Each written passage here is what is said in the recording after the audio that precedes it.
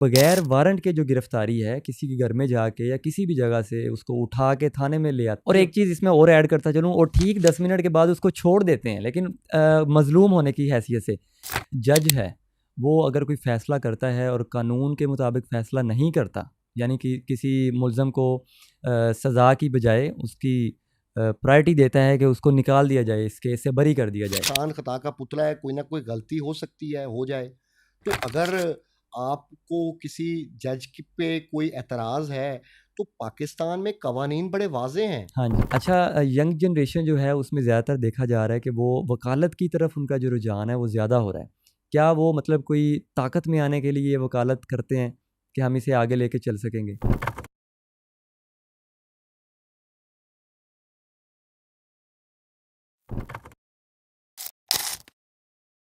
अस्सलाम वालेकुम जी, मैं हूँ इमरान चौधरी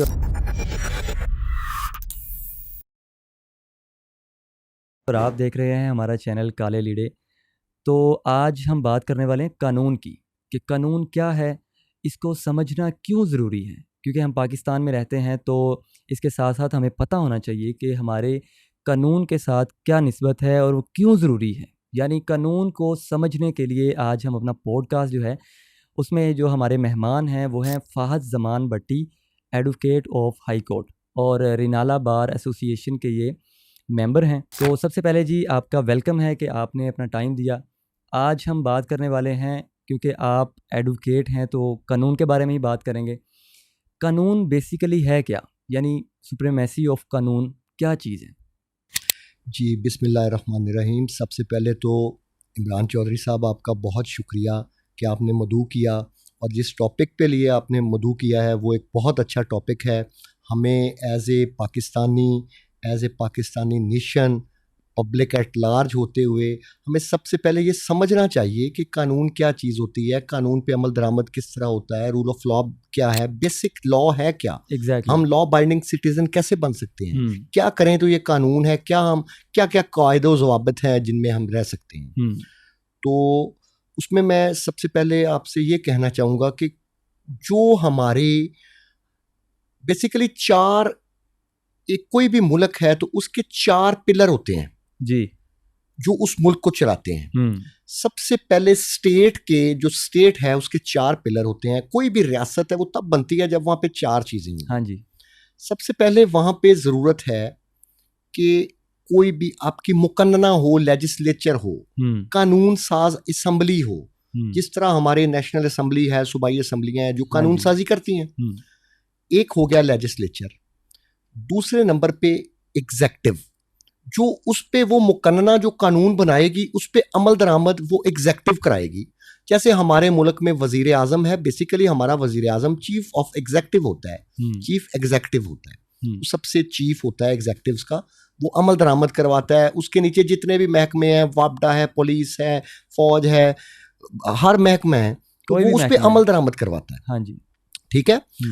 उसके बाद तीसरा हो गया जो कोई भी टेरिटरी, इलाका जरूरी है किसी स्टेट के लिए। अब पाकिस्तान एक मुल्क है, हम स्टेट हैं, तो वो कोई ना कोई इलाका होगा ना जहाँ पे वो कानून नाफिज किया जाएगा, कानून नाफिज किया जाएगा।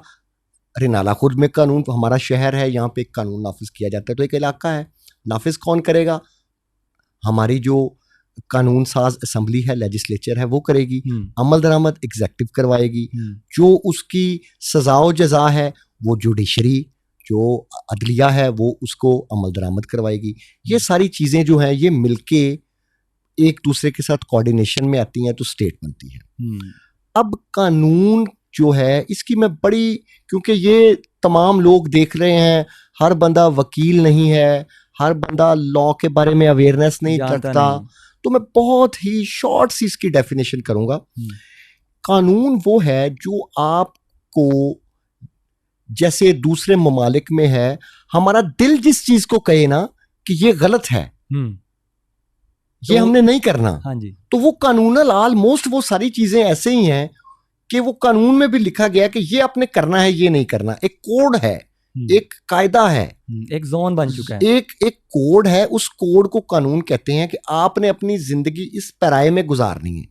वो एक लिख दी जाती हैं चीजें, बेसिकली यही एक शॉर्ट सी डेफिनेशन है कानून की, कि जो चीजें आपने अपनी जिंदगी गुजारने के असूलो ज़वाबित है ना, जो रूल्स एंड रेगुलेशंस जो हैं, उसके अंदर कानून है, वो कानून है। और कानून पे अमल दरामद करना आप पे फर्ज है। अगर आप उस पे अमल दरामद नहीं करते तो आपको उसकी सजा मिलेगी। अगर आप उस पे अमल दरामद करते हैं तो आप एक लॉ अबाइडिंग सिटीजन है। ये है कानून। अच्छा, अदालत में जो वकला है उनका कोऑर्डिनेशन क्या है? बेसिकली जो वकील है ना, ये कानून के सिपाही होते हैं। ये लोगों को बताते हैं कि ये कानून है, इस पे अमल दरामद करना है। हमारे मुल्क में कई मूवमेंट्स आई आइन की बहाली के लिए कि पाकिस्तान के आइन को बहाल किया जाए। कई डिक्टेटर्स आए, उन्होंने इसे अदरवाइज चीज़ें की। तो वकला ने उस पर, हमारा बेसिकली वकीलों का मकसद ये है कि हर बंदे को बताएं कि नहीं, ये आपने, ये कॉन्स्टिट्यूशन ऑफ पाकिस्तान है, ये पाकिस्तान की लेजिस्लेचर ने ये कानून नाफिज किए हुए हैं, आपने इस पर अमल करना है। और अमल करवाना किसने है? एग्जेक्टिव ने करवाना है।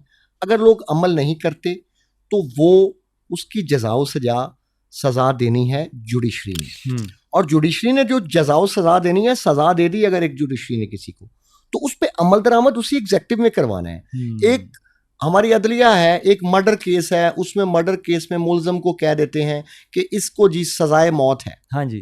तो वो जज ने खुद जाके तो उसे जाके सजा नहीं देनी। उसकी प्रॉपर उसका एक प्रॉपर क्राइटेरिया है, तरीकाकार है। वो सजा किसने देनी है? वो जेल में होता है। जेल की एक सुप्रीडेंट जेल है, वो भी एक पुलिस का ही एक पोर्शन है। पुलिस के जिस तरह मतलब थानों की पुलिस होती है, जेल खाना जात की एक पुलिस होती है, वो लोग उसे नाफिज करवाएंगे। वो जज के मतहत आके उसे इम्प्लीमेंटेशन करवाएंगे। ठीक है।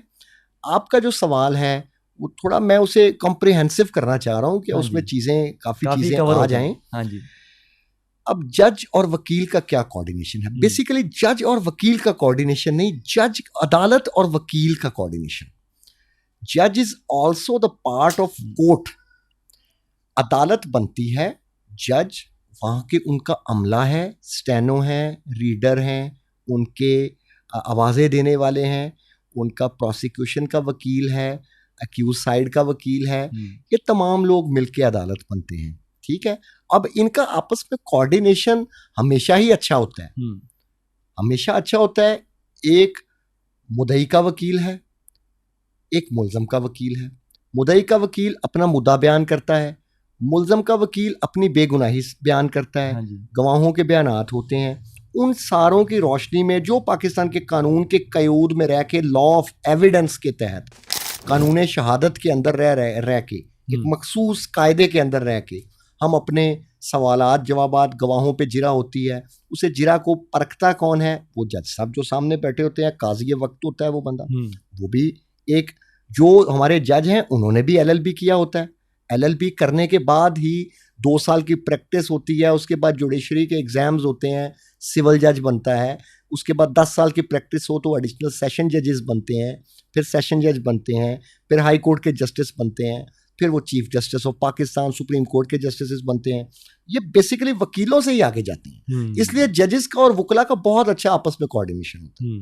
जो आपकी बात है मैंने उसे वजाहत से ये बयान किया। बिल्कुल। अच्छा, यहाँ से मेरा एक और क्वेश्चन जो है ना वो पैदा हो रहा है, वो ये है कि जैसे जज है वो अगर कोई फ़ैसला करता है और कानून के मुताबिक फ़ैसला नहीं करता, यानी कि किसी मुल्ज़म को सज़ा की बजाय उसकी प्रायोरिटी देता है कि उसको निकाल दिया जाए, इस केस से बरी कर दिया जाए, तो क्या उस सूरत में वकील कोई एक्शन ले सकता है कानून के अंदर रह के या कानून को क्रॉस करते हुए?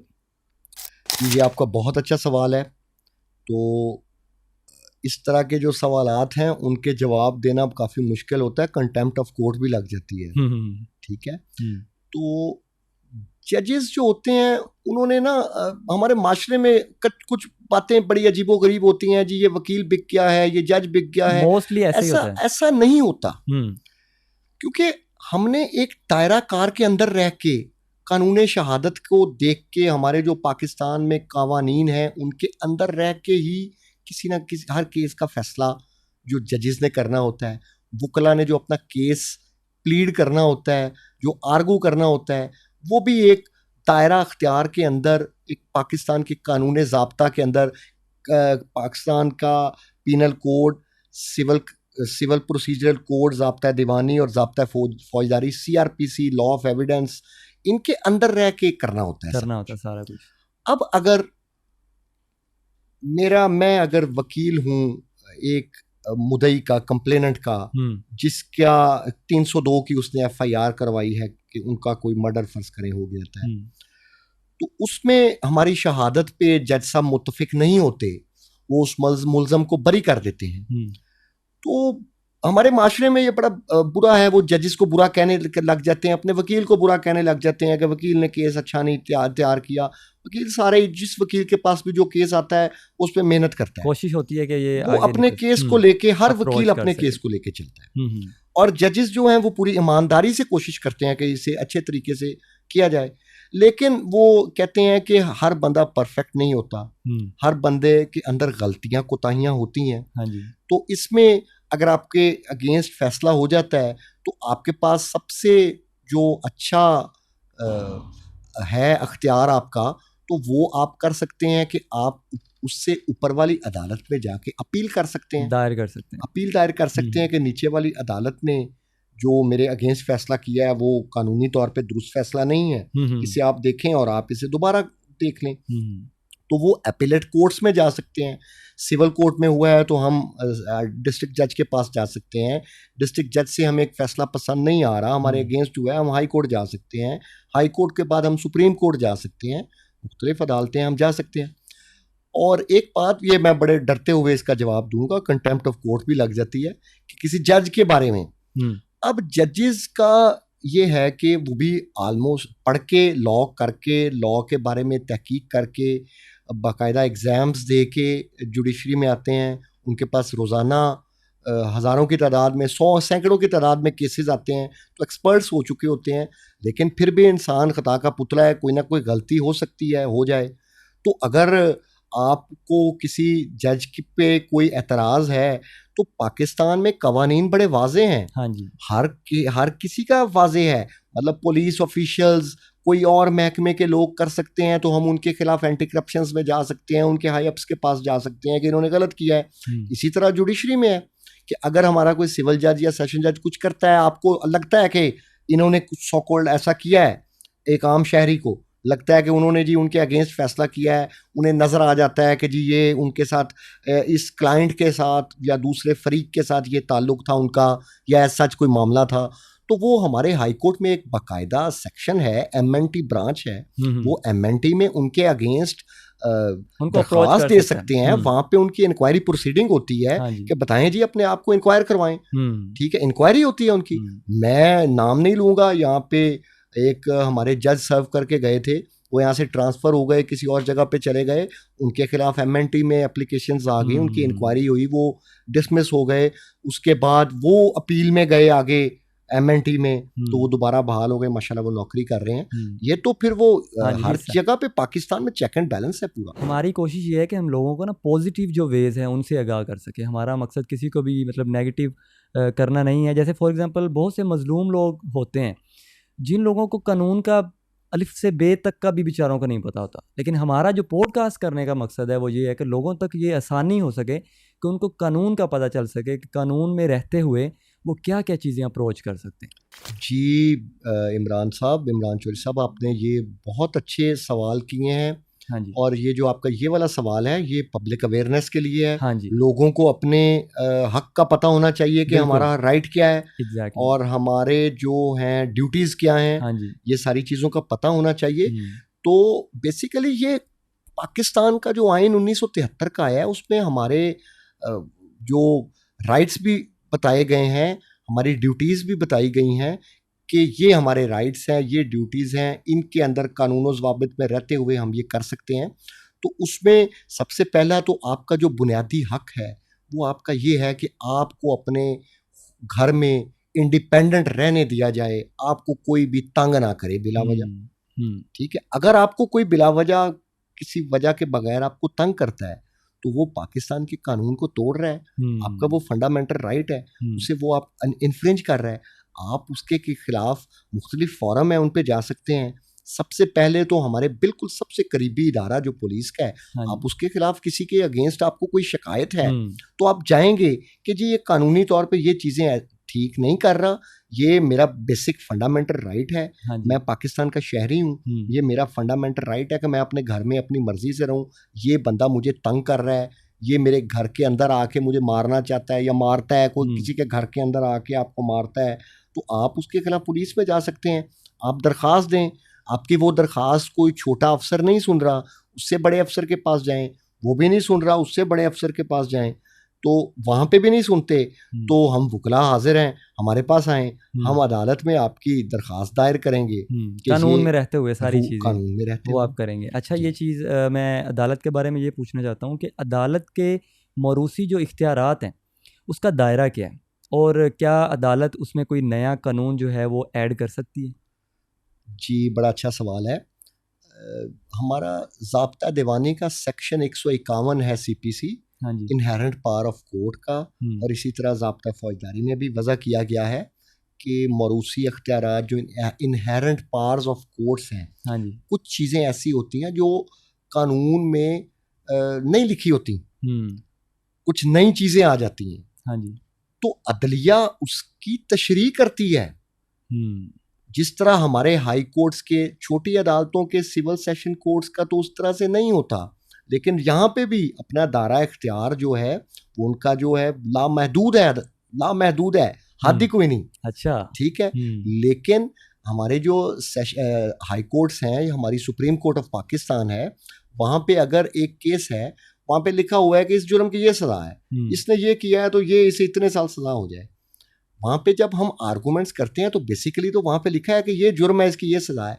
अब जुर्म साबित हो गया, अगर जुर्म साबित हो गया कि इसने ये जुर्म किया है, अब वो वहाँ पे वाज़े नहीं किया गया हमारे कानून में कि ये जुर्म है, इसकी ये सज़ा है, अगर इसके सर्कमस्टांसेस जो हैं, हाँ जी, वो वाज़े नहीं किए गए। फ़र्ज़ करें एक बंदे ने चोरी कर ली है, चोरी किया है, एक बंदे ने 1 लाख रुपया चोरी किया है और एक बंदे ने 1 करोड़ रुपया चोरी किया है, तो उनको एक सज़ा तो नहीं मिलेगी ना, लाख वाले को और करोड़, और उसके अलग उससे वाज़े कौन करेगा? हाँ जी, वो उसके जो वो वहाँ पे आके हमारी अदलिया का मारूसी इख्तियारात आ जाते हैं, वो फिर उसे वाज़े करती है। जो अदालती हमारी जजमेंट्स आती हैं, हमारे केस लाज हैं, हम देते हैं दूसरी केसेस में कि जी इस केस में आपने ये फैसला किया था, हम अपने वो अथॉरिटीज़ के तौर पे देते हैं, वो कानून बन जाता है बेसिकली। अदलिया के जो लामहदूद इख्तियार हैं, जो वो इस्तेमाल बाद में करती है, जो कानून में नहीं वज़े किए गए, वो फिर कानून का दर्जा रखते हैं बाकायदा। सो मोटो नोटिस है, आज खुद नोटिस जैसे ले लेते हैं, अब तो वो उस पर काफ़ी चीज़ें, मुतनाज़ा चीज़ें आ गई हैं।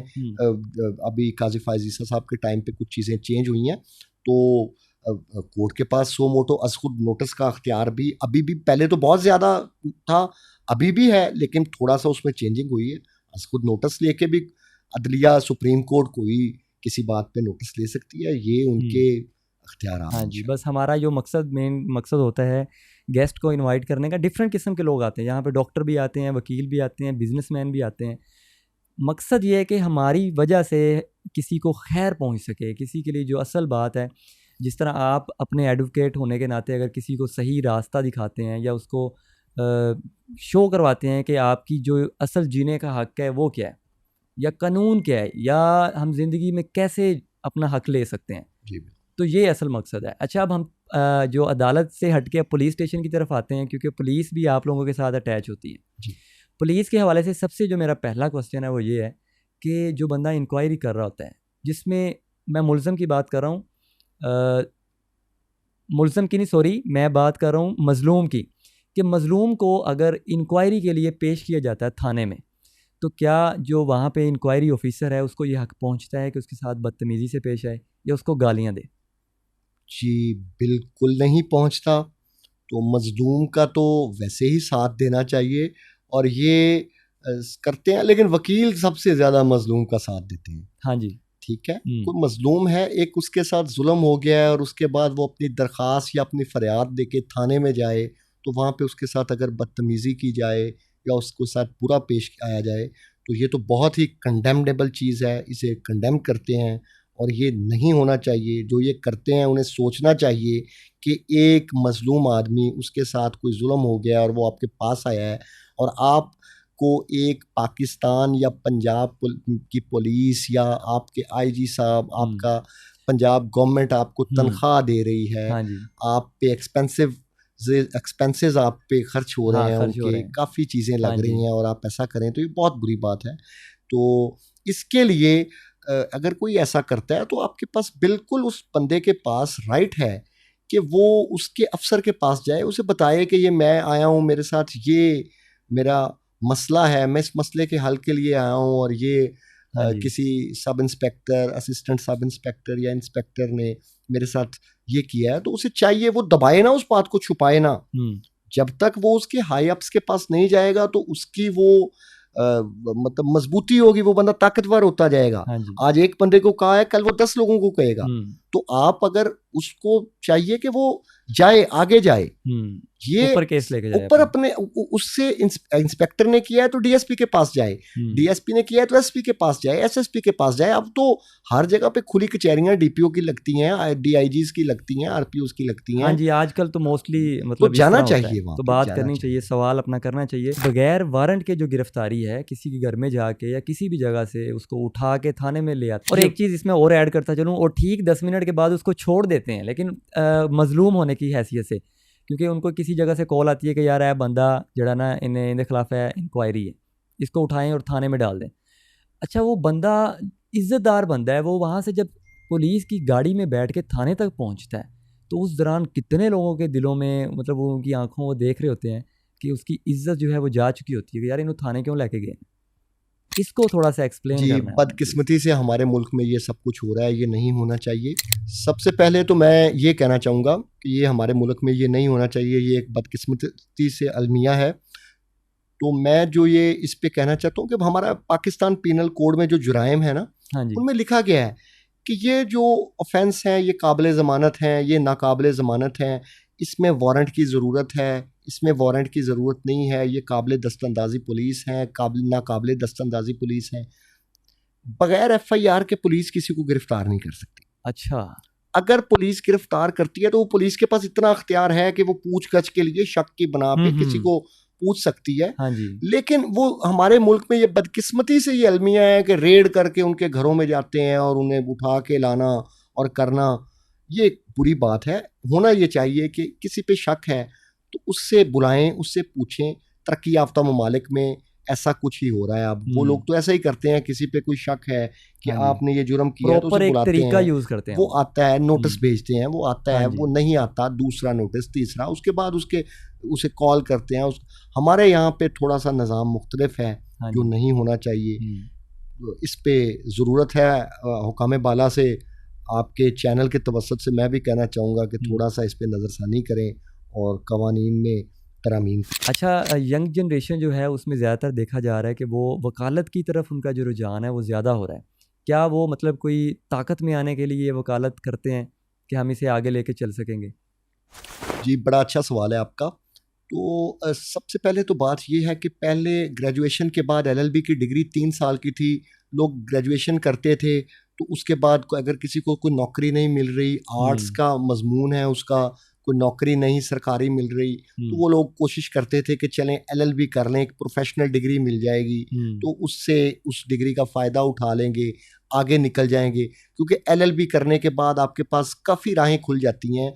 आप वकील बन जाते हैं, आप सरकारी वकील बन जाते हैं, आप जजेस बन जाते हैं, कई असिस्टेंट डायरेक्टर महकमों के लीगल डायरेक्टर्स होते हैं। तो वो उसके बाद LLB के बाद काफ़ी राहें खुल जाती हैं।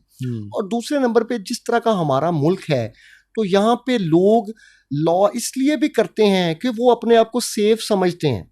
हाँ जी, समझते हैं कि मैं ये नहीं कहूँगा कि वो अपने आप को ताकतवर समझते हैं, वो अपने आप को सेफ समझते हैं। और समझते हैं। मैंने देखा है कि कुछ एक हमारे बहुत ही अच्छे दोस्त थे, उन पे उनकी फैमिली पे बहुत ज़्यादा FIRs और बहुत ज़्यादा मामलात उनके ख़राब थे, झूठी FIRs दर्ज हो रही थी।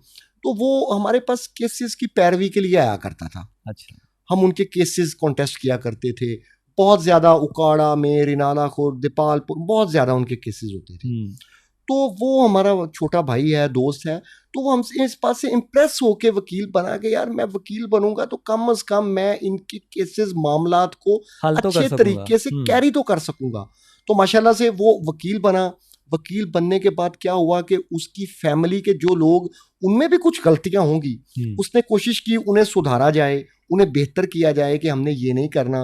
अगर वो कुछ मामलात होते तो जो ऑफिशियल्स थे वो कानून के मामलात को जानने लग गया तो वो उनसे अच्छे तरीके से चीज़ें डिस्कस कर लेता था। तो माशाल्लाह वो बहुत अच्छा वकील बन गया। अपने केसेस पे वो कर करके उस पर प्रैक्टिस कर करके वो अच्छा वकील बन गया। तो ये वकालत के ज़रिए मैं ये समझता हूँ कि लोग कानून की अवेयरनेस कुछ बेहतर हो जाती है, बाकी अवाम की निस्बत कुछ लॉ अवेयरनेस बेहतर हो जाती है, लॉ बाइंडिंग बंदा हो जाता है, पता चल जाता है कि मैं ये करूँगा तो इसका ये सज़ा मिलेगी, मैं ये अगर मेरे साथ कोई ऐसा करता है तो उसको मैंने आगे कैसे कैरी करना है।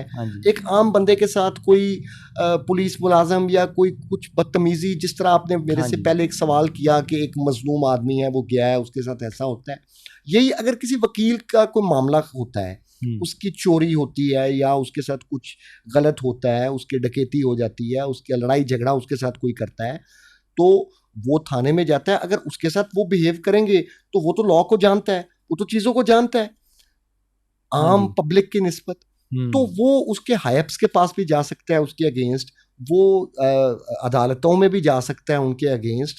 तो इसलिए मैं समझता हूँ कि इसलिए लोग इस फील्ड में ज़्यादा आ रहे हैं। अब थोड़ा मुश्किल हो गया है कि इंटरमीडिएट के बाद लॉ हो गया है 5 इयर्स का, जिस तरह डॉक्टरी है, FSC के बाद MBBS है, अब इंटरमीडिएट के बाद लॉ का लैट टेस्ट दे के आपने एडमिशन लेना है।